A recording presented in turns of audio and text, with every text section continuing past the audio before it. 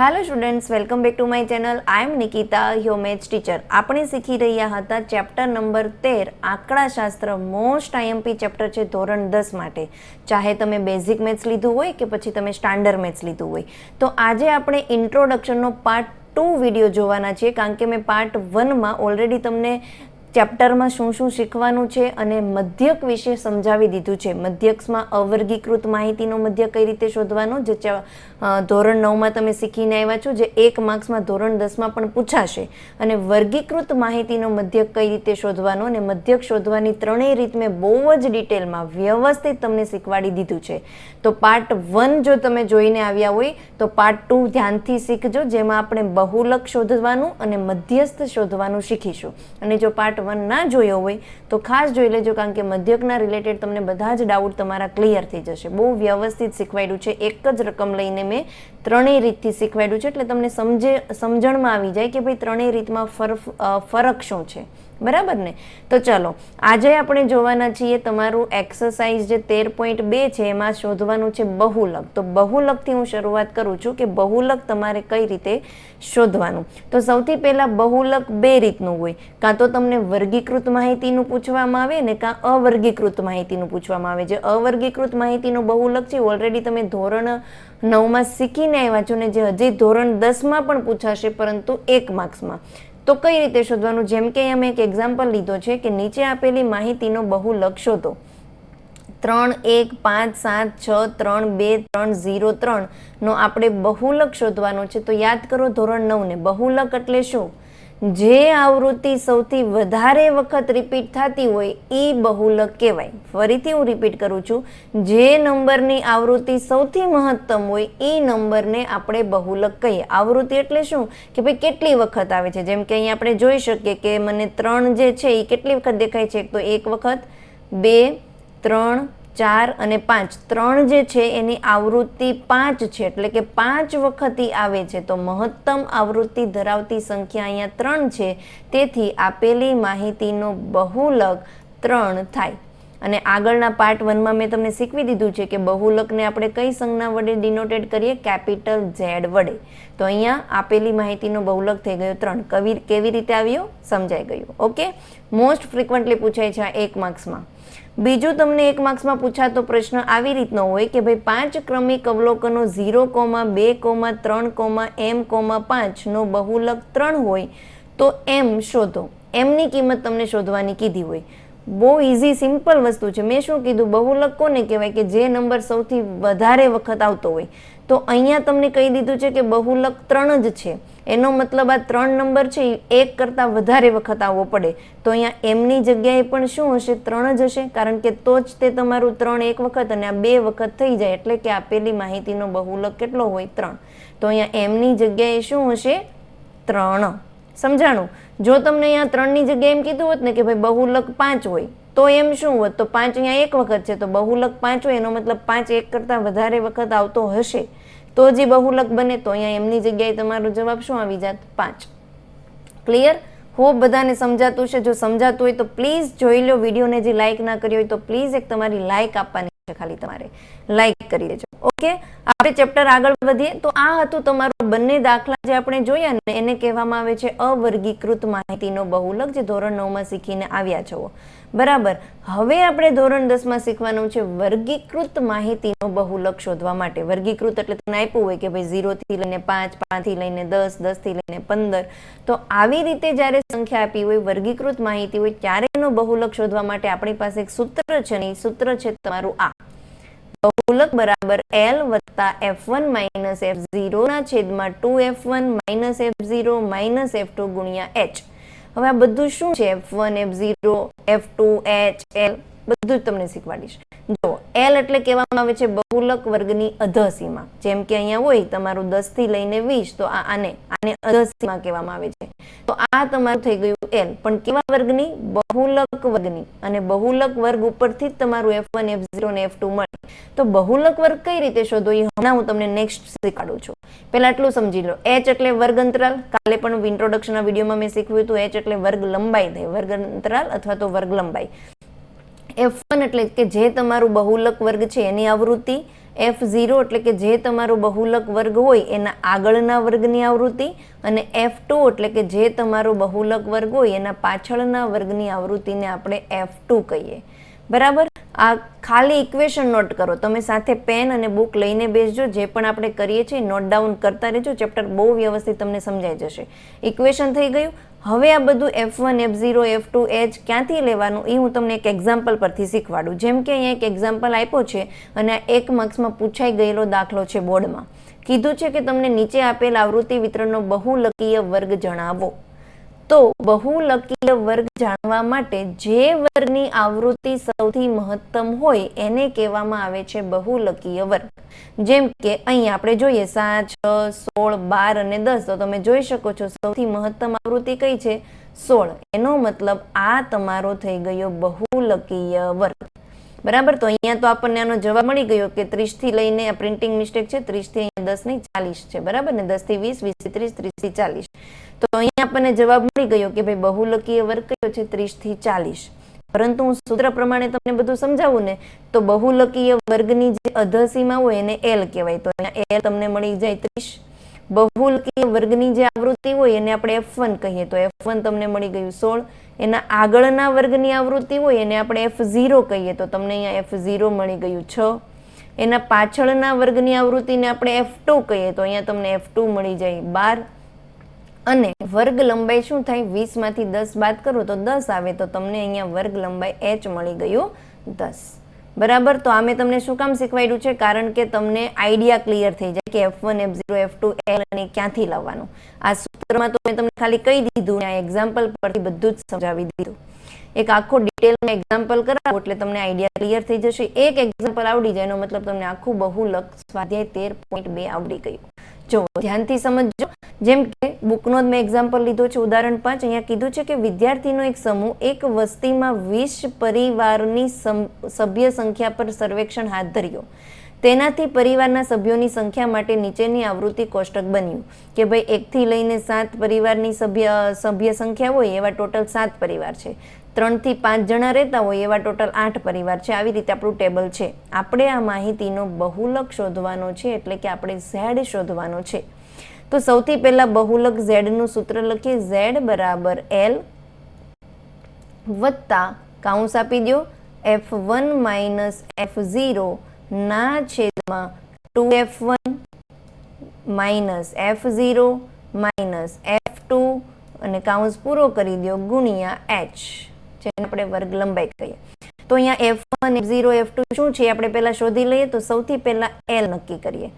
L નક્કી કરવા માટે આપણે બહુલકીય વર્ગ નક્કી કરવો પડે. તો બહુલકીય વર્ગ કયો છે આમાંથી? તો જેની આવૃત્તિ સૌથી મહત્તમ, આપણે જોઈ શકીએ છીએ કે 8 સૌથી મહત્તમ આવૃત્તિ છે.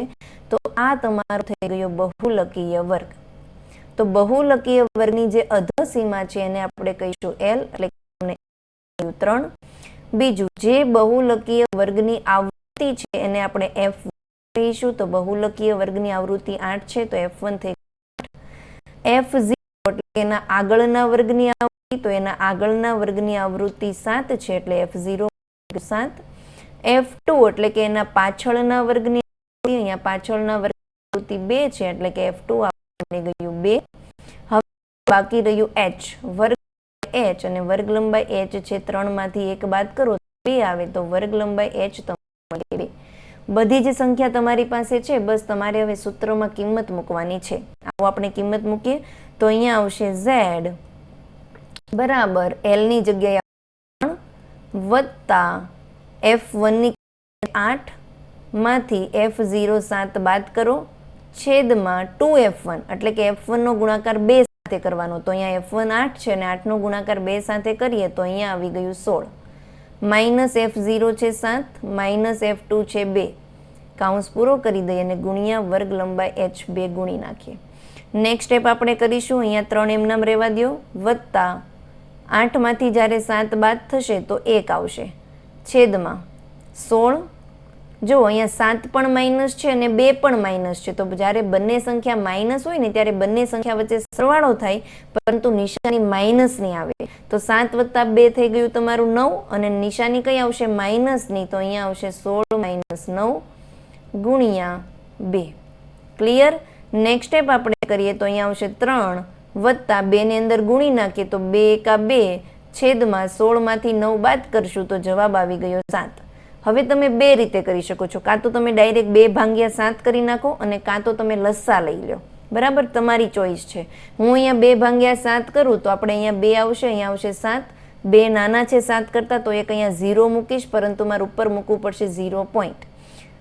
7 દુ 14, 20 માંથી જ્યારે આપણે 100 બાદ કરીશું, 20 માંથી 14 બાદ થાય તો તમારો જવાબ આવશે 6. અહીંયા 0, 7 8 56, 60 માંથી 56 બાદ કરશું તો જવાબ આવશે 4. અહીંયા 0, 7 5 35, અહીંયા આવશે 5, 0 7 7 49. બરાબર, તો જુઓ અહીંયા મારું ચોથો ડિજિટ છે ને એ 7 કરતાં મોટો થઈ ગયો, એટલે કે 5 કરતાં મોટો થઈ ગયો, તો હું આગળ એક ઉમેરી શકું, એટલે કે હું આમ લખી શકું. નેક્સ્ટ અહીંયાથી દાખલો તમારો ચાલુ થાય છે કે z બરાબર 3 વત્તા 0.286. કેમ મેં 6 લખ્યું? કારણ કે અહીંયા 7 છે. બરાબર ને, જો 5 અને 5 કરતાં ડિજિટ મોટો હોય તો હું આગળ એક ઉમેરી શકું એના માટે. તો નેક્સ્ટ સ્ટેપ થઈ ગયો તમારો બહુલક z તમને મળી ગયો 3 વત્તા 0.286 થઈ ગયું 3.286. 286 એમ ન બોલી શકું, પોઈન્ટ પછીની જે રકમ હોય ને એને આપણે 286 એવી રીતે બોલાય.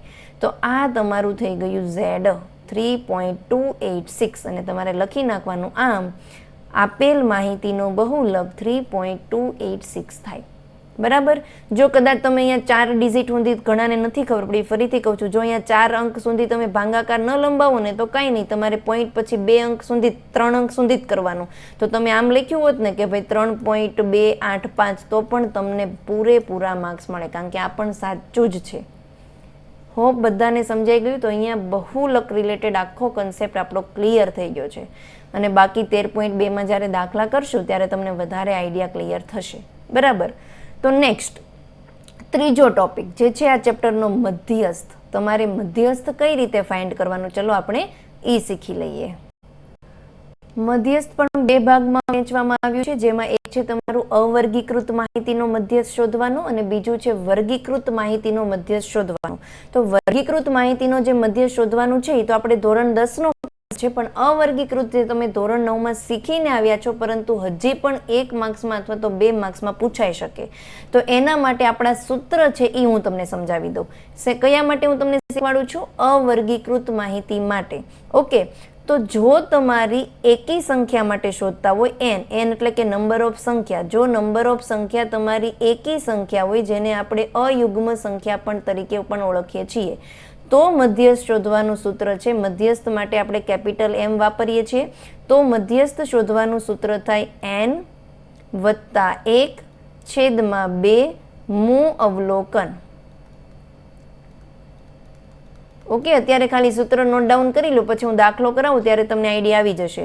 અને જો તમારું n બેકી સંખ્યા હોય, એટલે કે યુગ્મ સંખ્યા માટે આપણે મધ્યસ્થ શોધતા હોય, તો એનું સૂત્ર છે n/2 મૂ અવલોકન.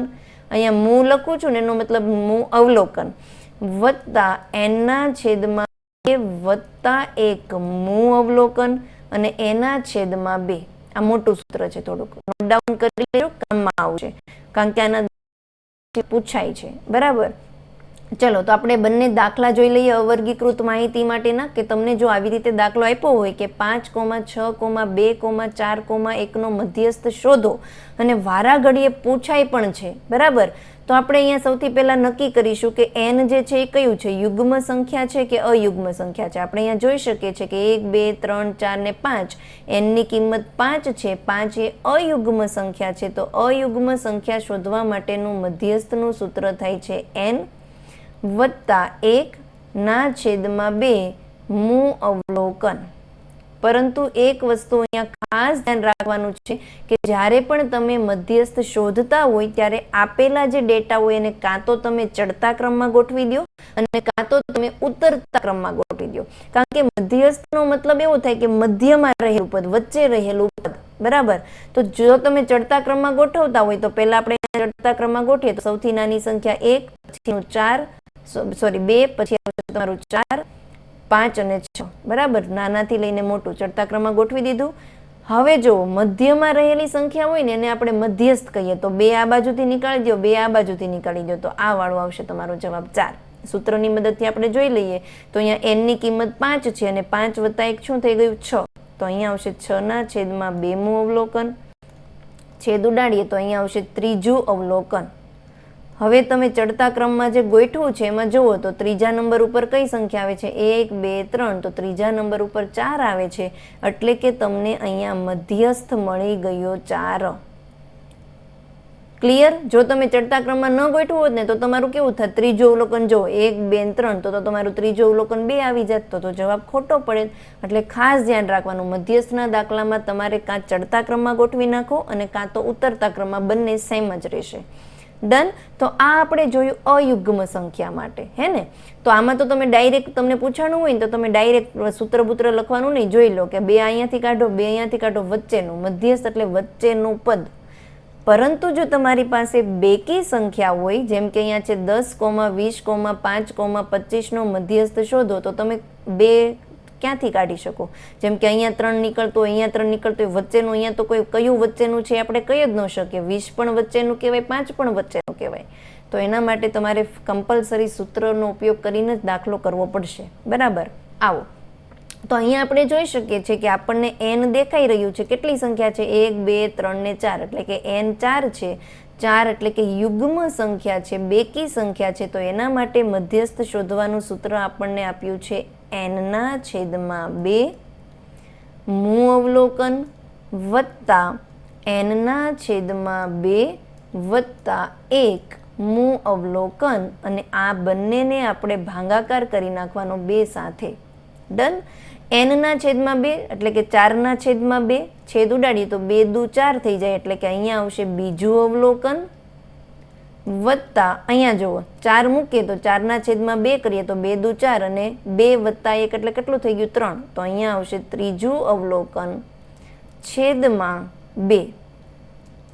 જો બીજું અવલોકન કયું છે? તો પહેલા આપણે શું કરવું પડશે? ચડતા ક્રમમાં ગોઠવવું પડશે. તો જ્યારે આપણે ચડતા ક્રમમાં ગોઠીએ તો સૌથી નાની સંખ્યા 5, પછી આવશે 10, 20 અને 25, બરાબર. ચડતા ક્રમમાં ગોઠવીને પછી જ જવાબ લખવાનો. તો આપણે અહીંયા જોઈ શકીએ છીએ કે બીજું અવલોકન 10 છે, તો અહીંયા આવશે 10 વત્તા ત્રીજું અવલોકન 20 છે, તો અહીંયા આવશે 20 છેદમાં 2.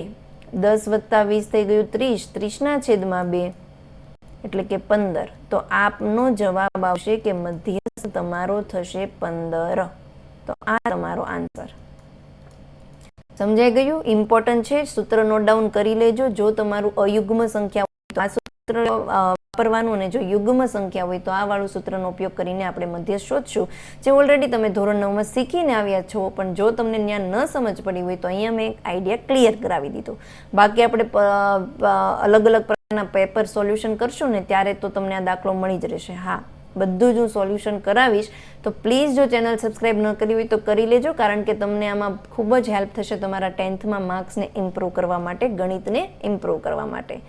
ચાલો, તો આ આપણી વાત થઈ ગઈ અવર્ગીકૃત માહિતી માટે. પરંતુ આપણે ધોરણ 9માં ધોરણ 10માં શીખવાના છીએ મધ્યસ્થ શોધવાનું વર્ગીકૃત માહિતી માટે, જેમાં તમને વર્ગીકૃત માહિતી એટલે કે આવી રીતે આપ્યું હોય 10 થી લઈને 20, 20 થી લઈને 30, 30 થી લઈને 40, બરાબર. તો એના માટેનું આપણું મધ્યસ્થ શોધવાનું સૂત્ર તમને અહીંયા ડિસ્પ્લેમાં દેખાઈ રહ્યું છે. L વત્તા n/2 - CF ના છેદમાં f ગુણ્યા h. સૂત્ર નોટ ડાઉન કરી લેજો. હવે અહીંયા n/2, CF શું છે, f શું છે, બધું જ હું તમને એક દાખલો શીખવાડવું, અને દાખલો શીખવાડવાની સાથે સાથે આ બધા જ કન્સેપ્ટ શીખવાડતી રહીશ. તો એક દાખલો લીધો છે, જેમ કે અહીંયા તમે ડિસ્પ્લેમાં જોઈ શકો છો કે નીચે આપેલ માહિતીનો મધ્યસ્થ શોધો. આ તમને ક્વેશ્ચન આપ્યો છે કે એક વર્ગ છે જે 0 થી લઈને 10માં 5 આવૃત્તિ છે, 10 થી લઈને 20માં 8 છે, આવી રીતનું ટેબલ છે.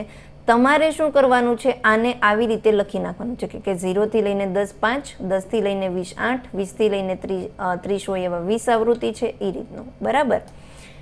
એક જ કોલમ એડ કરવાની રહેશે.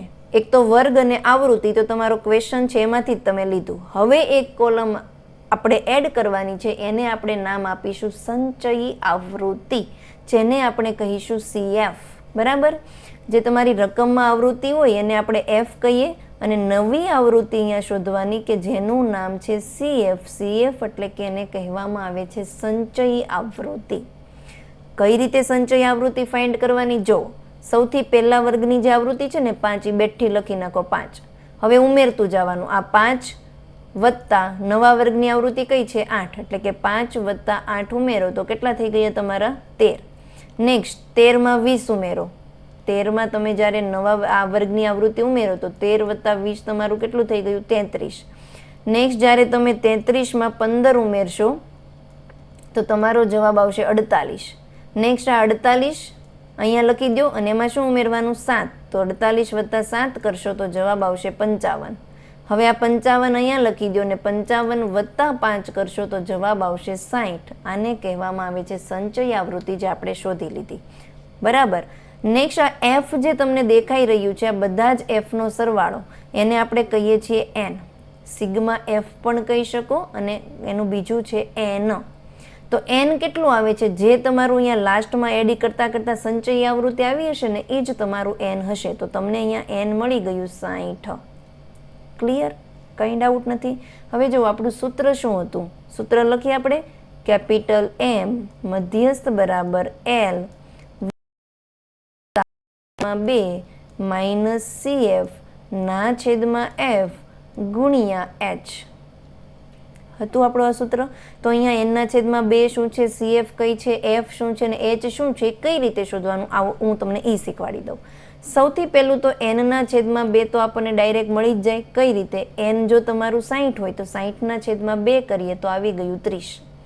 હવે આના પરથી તમારું બધું સીએફ એફ અને એચ મળશે. કઈ રીતે? તો જો આ 30 એવું ને તો અહીંયા સંચયી આવૃત્તિમાં જોવાનું. 30 પછીની તરત આવતી સંખ્યા કઈ? હું ફરીથી રિપીટ કરું છું. જે તમારું એનના છેદમાં 2 આવે ને એના પછીની તરત સંચયી આવૃત્તિ કઈ છે જુઓ. તો અહીંયા 5, 13, 33. તો 30 પછીની તરત આવતી સંચયી આવૃત્તિ સંખ્યા કઈ છે? 33. તો આને તમે સ્ક્વેર કરી દો. આ તમારું બની ગયું મધ્યસ્થ વર્ગ. આને શું કહેવામાં આવે છે? મધ્યસ્થ વર્ગ. તો આ મધ્યસ્થ વર્ગ ઉપરથી આપણને મળશે એલ. જે તમારી મધ્યસ્થ વર્ગની અધસીમા હોય એને આપણે એલ કહીશું. તો અહીંયા તમને એલ મળી ગયું 20. જે મધ્યસ્થ વર્ગની આવૃત્તિ હોય એને આપણે એફ કહીશું. તો એફ મળી ગયું 20. અને મધ્યસ્થ વર્ગની સંચય આવૃત્તિ નહીં લેવાની. કઈ લેવાની? મધ્યસ્થ વર્ગના આગળના વર્ગની જે આવૃત્તિ હોય એ આપણે લેશું સંચય આવૃત્તિ સીએફ તરીકે એટલે કે 13. બરાબર? ક્લિયર? અને એચ તો તમને હવે શોધતા આવડે જ છે. વર્ગ લંબાઈ આપણે અહીંયા જોઈ શકીએ છીએ કે વર્ગ લંબાઈ કેટલી છે? 10. ફરીથી કહું છું, એનના છેદમાં 2 જે હોય એના પછીની તરત સંચય આવૃત્તિ આવતી હોય એને આપણે મધ્યસ્થ વર્ગ તરીકે લેશું. મધ્યસ્થ વર્ગની જે અધસીમા છે એ આપણું એલ, મધ્યસ્થ વર્ગની જે આવૃત્તિ છે એ એફ અને મધ્યસ્થ વર્ગના આગળના વર્ગની જે સંચય આવૃત્તિ છે એને આપણે સીએફ તરીકે લેશું. બધું જ હવે તમને અહીંયા મળી ગયું છે. હવે આપણે સૂત્રમાં કિંમત મૂકી અને જવાબ શોધીએ. ચલો, મધ્યસ્થ એમ બરાબર એલ છે 20 વત્તા એનના છેદમાં 2 ની કિંમત છે 30 માઇનસ સંચય આવૃત્તિ સીએફ છે 13 છેદમાં એફ છે 20 ગુણ્યા વર્ગ લંબાઈ એચ છે 10.